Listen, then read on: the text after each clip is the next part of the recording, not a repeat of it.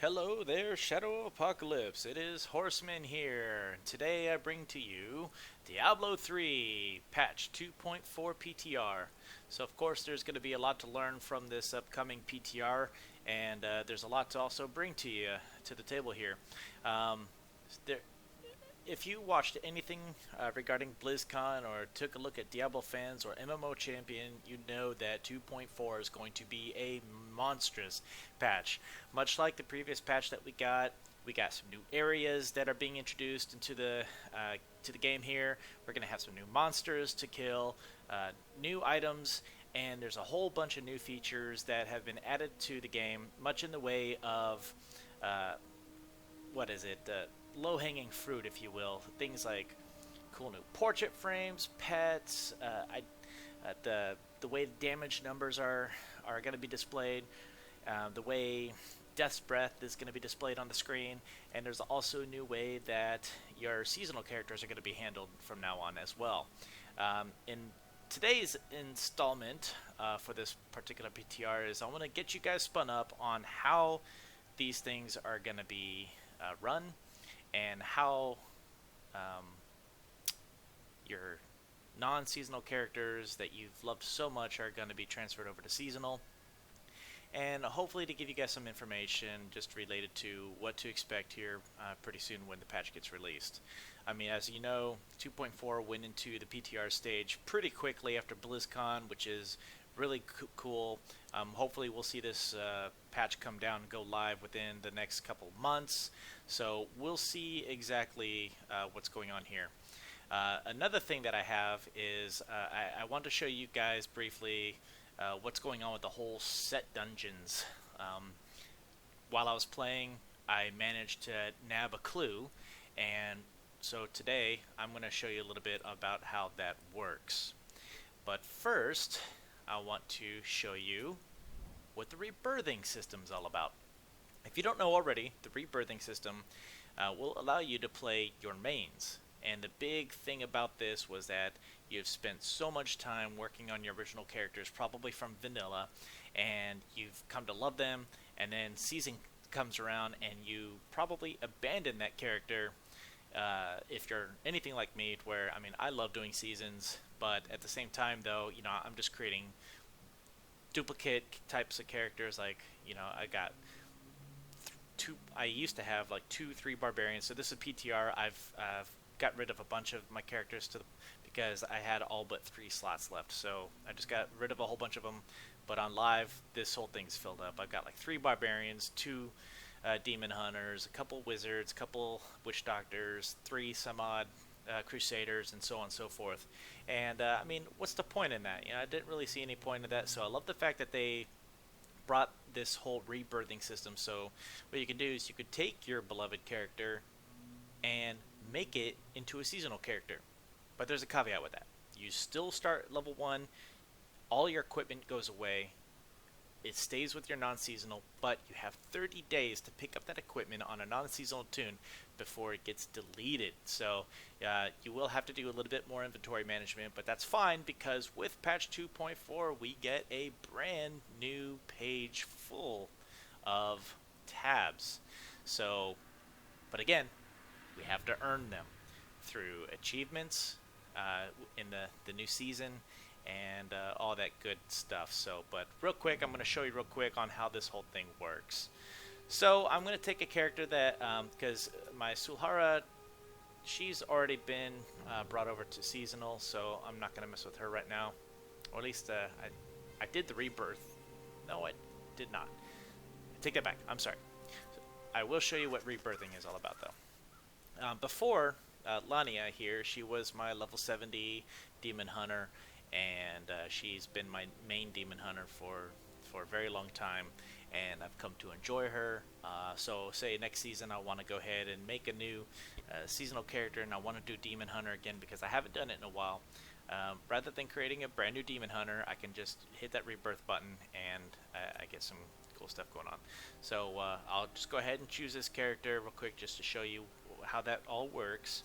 If I hit that rebirth, I get this rebirth to seasonal, and it's gonna tell me that I have 30 days to claim my mail. I'm going to accept. Well, you know, I'm just going to go ahead and decline for right now because Lania is already that way. And then she literally goes back to level 1.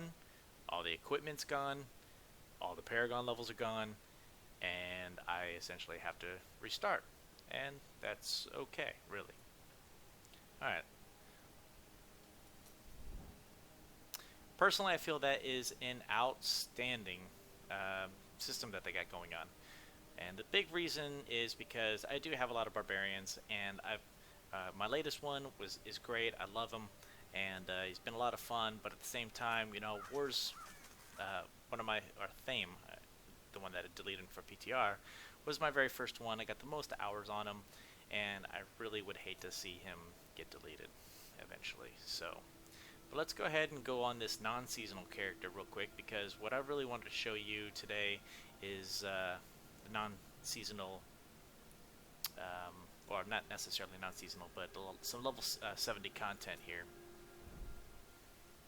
Alright. Let's go ahead and start that game.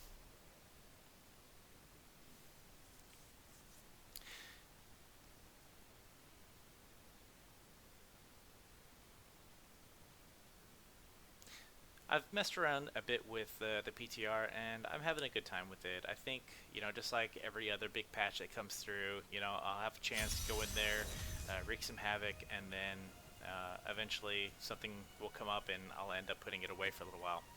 And that's the case. I mean, this game is great. I'm having a good time with it. I love Diablo 3. Love playing with you guys and all that. But at the same time, though, I mean, the game just does not offer as much as I would like to keep me going continuously. And so during this BlizzCon, I was very much hoping that we would get some news about another expansion pack. But instead, I mean, we did get a big announcement for a big patch, and it's huge. I mean, we got a whole lot of cool stuff. Case in point, West March got a whole new area. It's a Grey Hollow Island. I'll show you that here in a little bit. In New Tristram, if you go to Leoric's Manor Courtyard, you'll find that Leoric's wife, she'll guide you to a new path that has a whole brand new area for you. I mean, it's not much, but again, it's something. And now we have this new thing called set dungeons. So I mean, it's like another portal. As far as the rewards, I'm not completely sure as to what all the rewards are, but I do know that while you're playing, you're gonna get a clue, such as this one right here, the Tome of Set Dungeons, and it's gonna give you a brief little clue. In order to find the latest placement, one must travel to the Cathedral of the False Prophet, north of the Enclave that withstood Urzael's wrath. It is there that blah de blah de blah de blah de blah. Alright, so what does that mean? Well, earlier I had messed around. I went to West March Heights because, to be honest, that's where I thought that they were talking about. And I do like it because it makes you think a little bit, but because it is north of the Survivor's Enclave, and there is a cathedral in there, and that's where Urzael is, so I figured that's where the portal would be. But after doing some searching and some messing around, I come to find out that I was a little bit on the wrong side here, and I completely forgot about the cathedral that was right here in town. So here we go. Do a little bit exploring in here, and you'll see that there should have been. Oh, there we go. Alright, you're worthy to enter the set dungeon of Julianas Stratagem. Alright, let's check it out. Let's see what these objectives are. Explode 21 enemies simultaneously with exploding palm 3 times. Take no fire damage for the duration of the dungeon. Whew. That seems to be a bit tough. Complete all objectives within the time limit. Wow. You will not die when taking fatal damage, okay? The dungeon will instead fail. Hardcore characters included. Alright. Game difficulty has no effect on dungeon difficulty. Pretty cool. Keep in mind that when I'm about to do this, this is probably going to be pretty terrible because I've never done this before. I'm learning as I go, so here we go.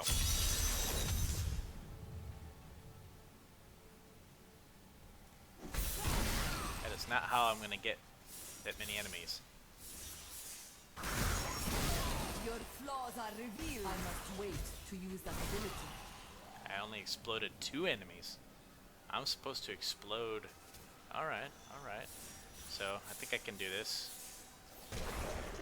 First of all, you gotta give me enough enemies at one point in time to be able to do this. Holy moly.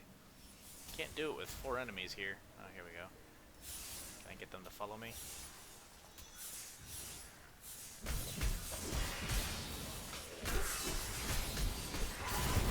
You are defeated. I exploded 20 enemies. Okay, but I need 21. Alright. Oh, but it did count. Exploded 21 enemies simultaneously with exploding pump. Okay.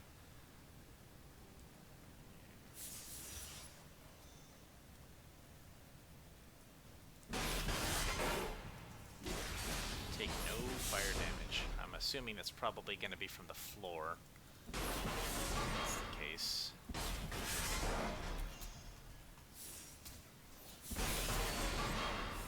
Alright guys, you gotta give me the enemies in order to do this. This fight is over. Exploded 6. I hope they do change this, because this could be a problem. If an area is not very well populated with enemies, then it's going to be really hard to actually get this done. It's not like World of Warcraft where I can just aggro something and bring it with me. Feel the wrath of Okay, Yitar. I got 11. Alright, there's that fire damage. I will not do that. I was totally about to fail it already.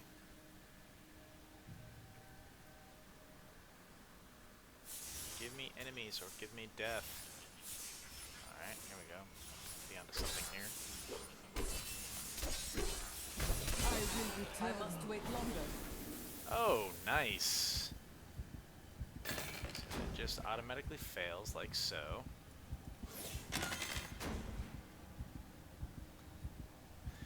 I am returning to town. So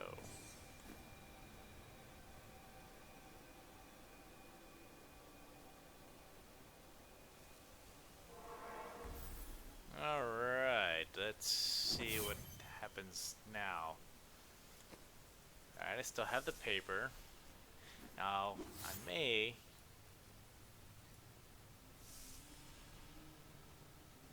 need to leave game. No, it gets to reset automatically. Okay, well that's good. Gives me a second chance. So not only does it give me very little opportunity to get the monsters I need in order to do this, but there are also one-hit wonders in here, so that's fantastic. The storm breaks. Oh, and there's a time limit. So there's also a time limit. That's just fantastic. Okay.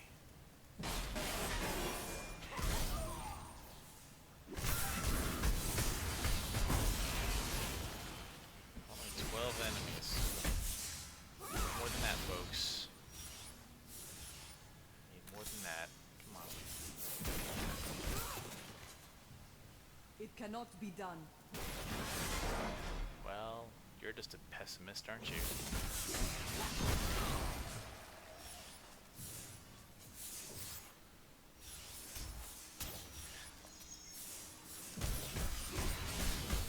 Wish the enemies would follow ya.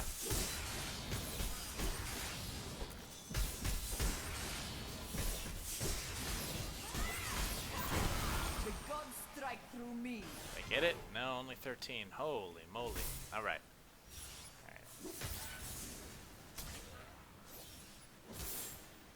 What you ask is impossible.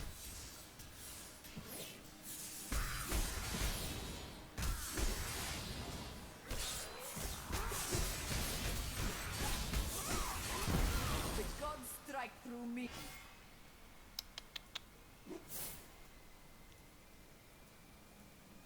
Did you guys see that? Yeah, I totally almost failed it again. Alright. Come out, wherever wherever you are. 20 enemies.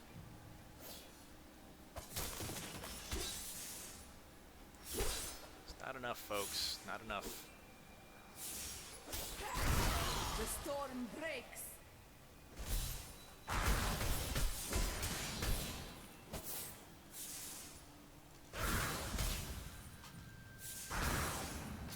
Remember me.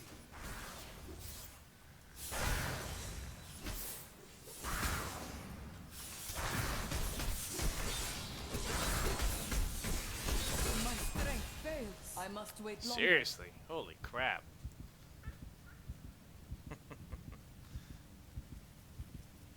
I need to go back.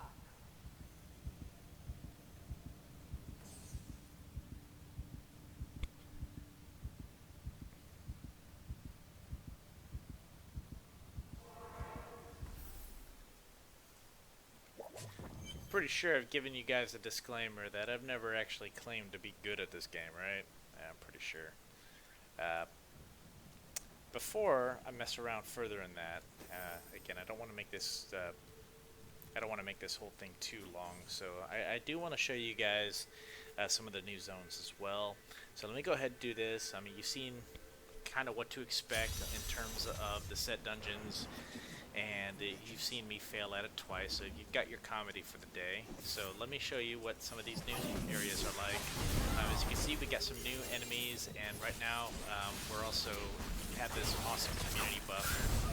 So that's what that's all about. Speaking of buff, buttons that are supposed to be up there, I do want to show you guys something else as well.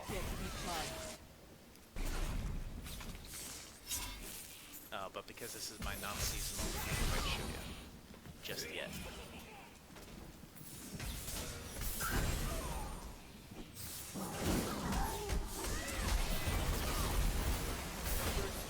So you can see we got some new tree enemies, we got some new wolf enemies, and the thing I really like is that, as you can see there, the numbers are displaying differently when you do damage. Now they show M, K, and B for billions, millions, and thousands, which is great. I think that is such an improvement over the system, because I used to, like to see how much damage I was doing. It was always going too quick for me to be able to count how many combos that were displaying at the time, so it was really hard to get a good idea as to how much damage I was doing. Another thing you may notice, especially if you're ever played the console, is what they're doing down below. Anytime that I get a massacre bonus, when I get a whole bunch of folks that I'm killing, it'll start to count up, and then eventually it'll give a title to what type of massacre bonus that I'm getting, and it'll tell you how much bonus experience that I'm getting, which is, in my opinion, I think it's crazy. You see down there, 16 kills, and then eventually in between the kills, you'll start to see that fuse go down. Obviously, the higher the number, the different title that you're going to get with that particular massacre, and I think that's a fun little addition. It's one thing I did like about the console, because you always knew exactly how many kills that you were going to get before it came to an end, and you knew how much time you had between the fights before, so you can make it kind of like a race to get as big of a number as possible, and that was fun. We got some yetis, got some wolves, got some new tree enemies there, and I don't mean that guy right there, I mean these little dudes. I don't have enough spirit. It is not ready yet. Blowing shit up too quickly. Those guys. See, Vengeful Massacre for 30 kills at 1.75 bonus experience multiplier. I must wait to use that ability. You gotta love these bonus community buffs for extra legendaries. I need spirit. So far, I haven't gotten a whole lot of new things there. If you look at my inventory there to the right, you'll notice that there are a new set of new type of racers. For the build that I've got going on right now, they're not very useful, but of course that doesn't mean that I'm not gonna try to mess around with them at some point in time, because they do have an interesting little bonus there. Enemies take 383% increased damage from your Tempest Rush for 5 seconds after you hit them with a Blind Freeze or Stun. So of course that would go well with the Bane of the Trapped, I would think. It is not ready yet. Please Please let one of these be the new one. No. No. Dadgum. I've been trying to get my hands on the new claw weapon. See what that's all about. I saw during the Blizzcon they had some pretty nifty looking new claw weapons. Looked like they would be a lot of fun.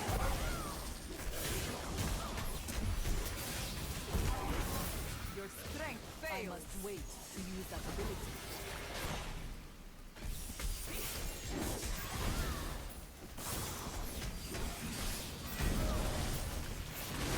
If you haven't seen it already, you may also, something I didn't quite point out, you also notice that the Death's Breath is a different color now. They're no longer a yellow item, which is, in my opinion, I think that's a good idea. It makes them easier to identify. It also signifies that they are more of a unique crafting material, not something that you can just get from salvaging, which I think is it's a great addition. It makes it, like I said, a little bit easier to see, because I can't tell you how many times I'll be going around after a good kill and not see the Death's Breath, and you know, as you guys well know, just got to get as much of that stuff as you possibly can. Just can't seem to ever get enough of it. Alright, for the other new zone, it's in this area here. If you go to Leoric's Manor and head into the cathedral, you will be guided to, instead of going to the left up the stairs, you're going to be going to the right. And you'll have a tour guide there. Now, from what I've seen so far in this area, there's nothing really all that new. It is a new area, yes indeed, but there's nothing special about it. And, I mean, that's a bummer. It's too bad. The enemies are pretty much the same thing. Might be slightly brighter colors. I have noticed that they seem a little bit crisper in the colors. They seem, but for the most part, I mean, it's just the same stuff. I don't have enough spirit. It is not ready yet. That kind of goes along with what I was saying before. You know, I'm ready for a new expansion. I'm ready for some addition to the story. I'm ready for all new act, you know, for all new zone. I'm ready to see something happen with the world of Sanctuary. I'm ready to see what new class they bring in. They keep saying that they're not going to bring back an old class from Diablo 2, yet they are very close to bringing back the Assassin, because during the Blizzcon I saw that they revamped one of the Demon Hunter sets to accompany a dagger that they can use, whether it's put in the quiver slot or if it's going to be our first introduction to a melee Demon Hunter. I mean, it makes sense. I mean, there's really no reason why, you know, lore-wise, why a Demon Hunter couldn't be a melee. It's kind of cool. You can see the church from here. But I mean, it's going to be a whole new way of playing. I mean, are we going to get new abilities, new runes? I mean, how's that exactly going to work? I'm not even 100% sure if they're going to incorporate the dagger into... Oh, here we go. Oh, got the same one. Whether or not they're even going to incorporate the dagger into this build. I mean, correct me if I'm wrong, but I'm pretty sure I saw that dagger, so if anyone else is seeing that dagger, you can confirm that, or if you have some more information related to it, by all means, share with us. So, in the comments below. Alright, before I put this to an end, let me go ahead and show you guys one more thing. My beloved king lost all pretense of sanity. He seethed with rage, spitting curses Specifically upon us with as seasonal traitors. characters. With great sorrow, I want to go through an entire rebirthing. Alright. Yes, you'll notice I have Artanis' helmet there. Yep. That's one of the things I got with the Collector's Edition for Legacy of the Void, and that was really cool. So, I mean, I absolutely love getting stuff like that. Alright, let's go with this guy Hellion here. I'm going to go ahead and do a rebirth, and you'll see what I'm talking about. You've already seen this error, so I'm just going to go ahead and accept it. And go ahead and start that game.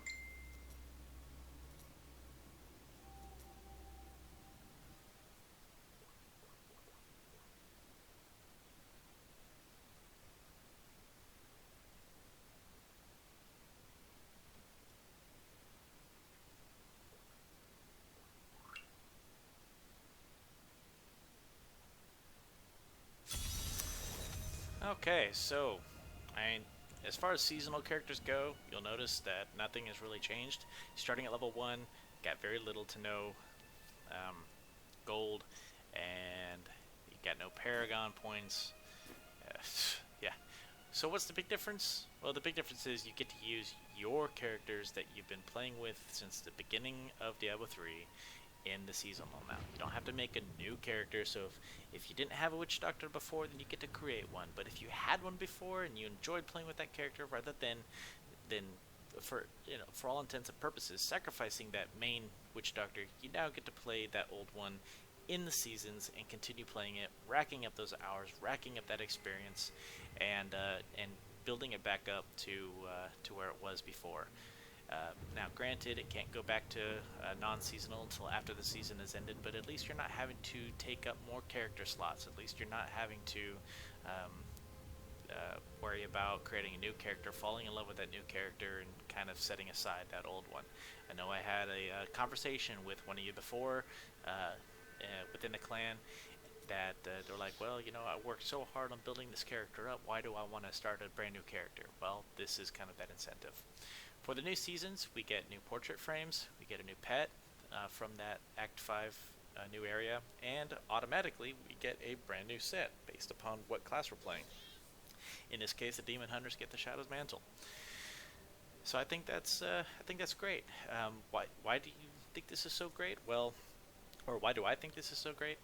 They are getting rid of season-only legendaries. So in order to counteract this, they're giving us the ability to get a set right away, so that way we don't have to worry about that fresh level 70 rut that I know a lot of us, especially myself, get into, where we're not good enough to get into a torment level, or we're stuck at very low torment levels, and then at the same time, it was always a vicious cycle. I need gear in order to get higher torment levels, but I need higher torment levels in order to get gear. So it was just this stupid little vicious cycle that we could never, well, I can't say never, but it was very hard to get out of that.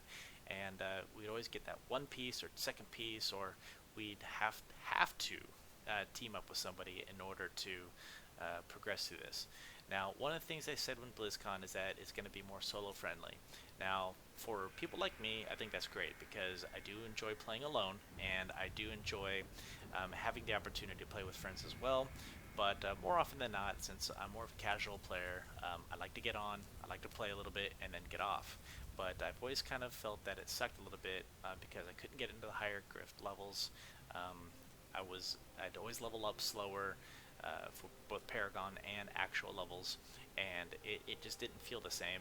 And the only way I can really progress and keep competitive is by teaming up. But that's something that I've never really been a super big fan of.